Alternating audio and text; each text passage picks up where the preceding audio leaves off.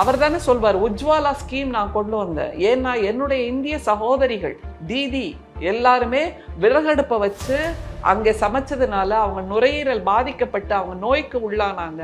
அதிலிருந்தெல்லாம் அவர்களை காப்பாற்றினேன் நான் அப்படின்னு சொல்வார்ல பெருமையா. இப்போ என்னாச்சு, திரும்பவும் விறகடுப்புக்கு, கும்மிட்டி அடுப்புக்கு, கறி அடுப்புக்கு, உமி அடுப்புக்கு மக்கள் போயிட்டு இருக்காங்க. இதுதான் இவருடைய ஆட்சியின் வல்லமையா?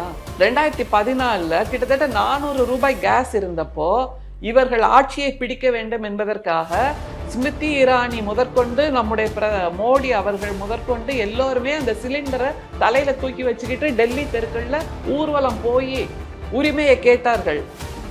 கேஸ் சிலிண்டர் விலை 450 ஆயிடுச்சு, 450 ஆயிடுச்சு, நான் வந்தா உடனடியாக விலையை குறைப்பேன் அப்படின்ட்டு.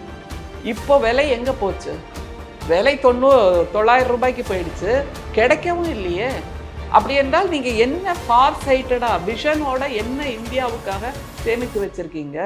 பெட்ரோலிய பொருட்கள் கிட்டத்தட்ட 60% மேலாக நாம் இறக்குமதி தான் செய்து கொண்டிருக்கிறோம்.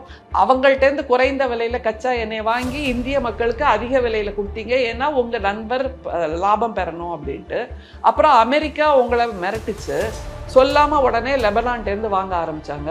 அதுக்கப்புறம் ட்ரம்ப் என்ன சொன்னாரு, நீ இனிமேல் ரஷ்யாட்டேருந்து வாங்குறதுக்கு நான் 1 மாதம் உனக்கு டைம் கொடுக்குறேன், பர்மிஷன் கொடுக்குறேன் அப்படின்னு. உடனே ரஷ்யாட்ட போய் நின்னார் நம்முடைய பிரதமர். உடனே ரஷ்யா என்ன பண்ணுச்சு, உனக்கு நான் பழைய விலையில கொடுத்தேன்ல, சகாய விலையில, அதில் கொடுக்க மாட்டேன், உயர்த்திய விலையில தான் கொடுப்பேன் அப்படின்னு சொல்லியாச்சு. ஸோ இப்போ இவ்வளவு குளறுபடி.